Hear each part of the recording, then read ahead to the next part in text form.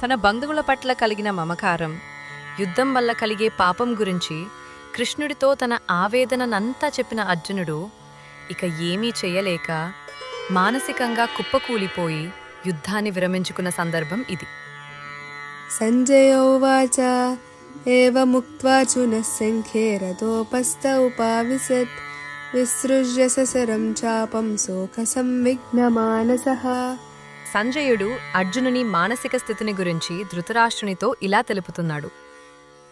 యుద్ధభూమిలో ఈ విధంగా పలికిన అర్జునుడు శోకంతో నిండిన మనస్సుతో తన ధనుర్బాణాలను పక్కన పడవేసి రథం మీద కూలబడ్డాడు.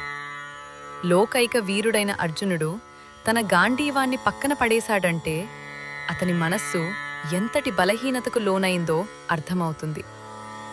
భగవంతుని శరణు కోరడానికి ముందు మనిషికి తన అశక్తత తెలియాలి. అర్జునుడి ఈ విషాదమే కృష్ణుడి బోధనకు దారితీసింది. ఈ శ్లోకంతో మొదటి అధ్యాయం పూర్తవుతుంది. తన ప్రయత్నం విఫలమై కర్తవ్యం తెలియక నిస్సహాయ స్థితిలో ఉన్న అర్జునుణ్ణి మనమిక్కడ చూస్తాం. ఈ కంటెంట్ మీకు నచ్చినట్లయితే లైక్ చేయండి, షేర్ చేయండి, సబ్స్క్రైబ్ చేయండి. ధన్యవాదాలు.